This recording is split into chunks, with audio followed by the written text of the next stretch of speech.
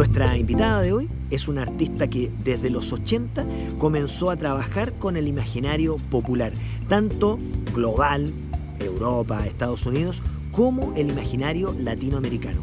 Es una artista que cultiva la pintura, que cultiva la gráfica y que también se ha metido de lleno en la instalación. Incluso recientemente ha incursionado en la escultura a través de la cerámica y del bronce. Estoy hablando de, quizá ya lo adivinaron, Bruna Truffa.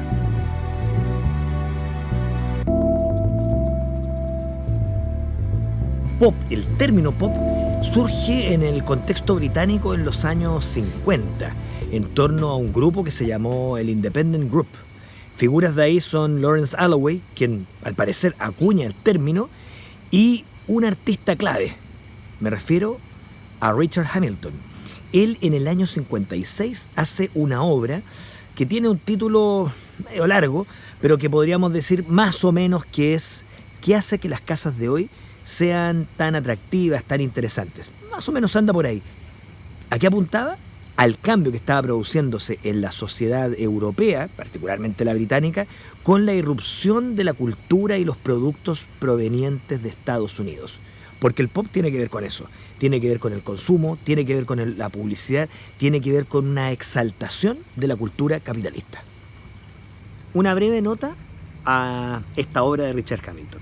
No pasa de 30 centímetros por lado, es una obra de pequeñas dimensiones, pero su impacto fue muy grande.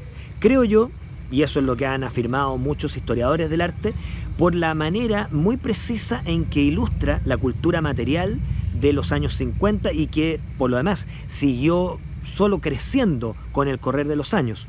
Una cultura alimentada por el erotismo y el deseo de consumir.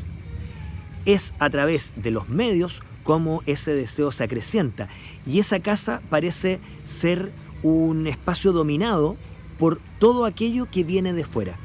Esa relación entre el afuera y el adentro, el mundo colectivo y el mundo privado, caracterizan el fotomontaje de Hamilton y creo yo son los dos polos por los cuales transita la producción de Bruna Truffa. Nuestra economía chilena y latinoamericana claramente estaba muy lejos de lo que estaban experimentando las economías europeas y desde luego la economía norteamericana. Lejos estábamos del milagro de Alemania, de Italia, lo que ocurría en Japón también, quien de hecho va a desarrollar un estilo y una manera de ver las cosas pop muy interesante. No, nosotros no estábamos en eso. A lo más, los ejemplos que tenemos que se acercan al pop ocurren, creo yo, en dos países que tienen las economías en ese momento más potentes en el cono sur, Argentina y Brasil. En el caso argentino hay un artista que capta de una manera muy particular la reflexión pop. Él es Antonio Benni. En la serie Juanito Laguna lo que vemos es un niño que vive en un basural y se relaciona con el primer mundo a través de lo que éste desperdicia. Por eso todo lo que aparece como producto de consumo está en calidad de chatarra. Bruna Truffa nació en Arica, es hija ilustre de Arica, de hecho, hoy en día, y se vino a estudiar a Santiago. Creo yo que tener una experiencia como la suya en la provincia, conocer esa cultura y luego venirse a Santiago es una ventaja para quien quiere representar nuestra idiosincrasia, nuestra manera de ver las cosas, porque está, por una parte, un sello folclórico que rescata mucha de su producción y por otro, una apropiación de la cultura global en todas sus formas, desde el cine a los productos de consumo masivo. Eso es algo que va a aparecer de manera muy clara y con mucha potencia en 1999 en una exhibición que realiza con su partner de aquel entonces, Rodrigo Cabezas. El título de la muestra es el de una famosísima canción que nos gusta mucho entonar cuando queremos evocar nuestra buena onda con los extranjeros. La canción Si vas para Chile, que fue el nombre que le dieron a esa gran exhibición en el Bellas Artes. Una muy buena transición entre lo que había sido la década del 90 en términos materiales, económicos, culturales, y lo que se venía. Es como una suerte de bisagra, como les gusta decir a algunos, entre dos momentos. Y eso está muy bien captados y que tuvo un gran éxito de público. Muchas personas se identificaron con el material que estaba ahí expuesto. ¿Por qué? Porque estaba en nuestra cultura urbana.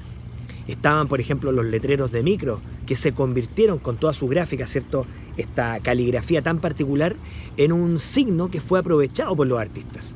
Aparecían también incluso pintores de la Plaza de Armas, que fueron convocados a realizar piezas para la exhibición. Ahí entonces también otra movida interesante, que era el trabajo colaborativo.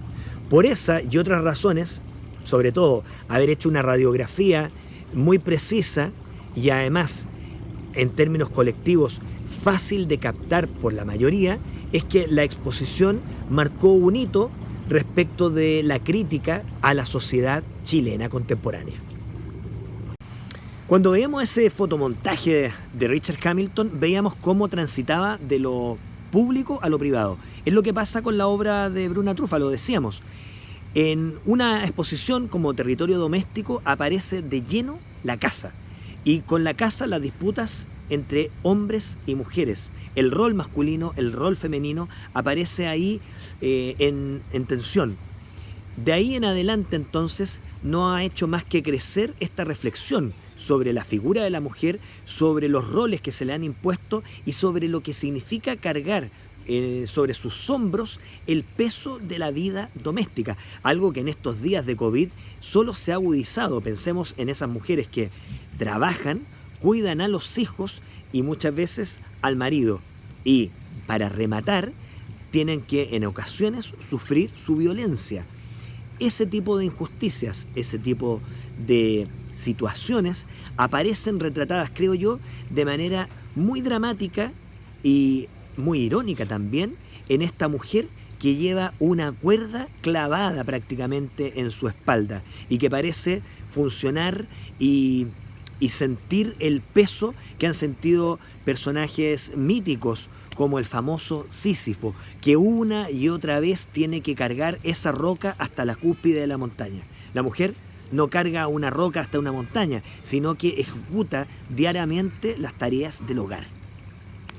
Bien, la mujer a la cuerda es ciertamente uno de los símbolos más potentes de la producción más reciente de Bruna Trufa, y hay algo interesante. Pasó de la pintura, en esas imágenes en que se la ve casi como un calendario con los días de la semana en distintos paisajes, una suerte de salida al mundo exterior, y en volumen está en bronce y está en cerámica. En bronce claramente es una apelación irónica a la estatuaria monumental, pero aquí en pequeña escala. Escala, material, cargan de significación a la imagen. Y luego en cerámica no deja de ser irónico, no deja de ser paradójico. ¿Por qué? Porque esta mujer que aparece esclavizada por las tareas domésticas aparece retratada con el material que caracteriza buena parte de los elementos con los cuales trabaja. Me refiero a platos, a tazas y toda la vajilla. Ese es un juego irónico que es parte constitutiva, creo yo, de buena parte de la obra de Bruna Trufa. El juego entre el ícono, la imagen, y el soporte, el material. Eso pasa en su pintura y eso pasa aquí también en la escultura, en el volumen. Y ahí me quiero detener un poco porque tendemos hoy día a enfocar el arte demasiado temáticamente. Un artista es su tema, un artista es su investigación, como le gusta decir a muchos jóvenes creadores. Sin embargo, hay algo clave y es algo fundamental para una pintora de formación como Bruna Trufa, y es su lenguaje. ¿Cómo podríamos caracterizar el lenguaje de Bruna Trufa? En primer lugar, hay en ella una combinación de las bellas artes con el arte popular. Eso se ve en su pintura, pero también se ve en sus instalaciones y en sus objetos. Es decir, ella combina el acervo, la tradición de las bellas artes, lo que se enseña en las escuelas y academias, con eso que aparece en ese otro mundo. Entonces está, por ejemplo, la pintura de caballete con la pintura de carteles. No extraña entonces que combine cómics, por ejemplo, con imágenes del paisaje romántico. No extraña entonces que combine la pintura sobre lienzo, pero también directamente sobre objetos manufacturados. Ese choque, esos cruces entre lo tradicional, a nivel técnico y a nivel iconográfico, entre lo popular, caracterizan su trabajo, caracterizan su manera también de apropiarse de cosas y de espacios.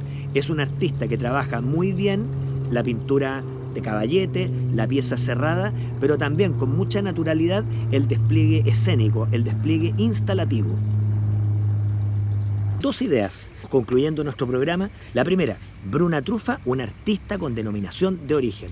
Sus materiales, sus imágenes, en gran medida vienen de la experiencia chilena, de la experiencia local. Y una segunda que se desprende de la anterior, cómo a partir de ese imaginario colectivo se introduce en la vida doméstica, en la vida íntima, y emerge así un símbolo que es la mujer acuerda, que da cuenta de las luchas, de los sufrimientos de muchas mujeres de nuestro país. Es Bruna Truffa, es la Edad Media en el arte.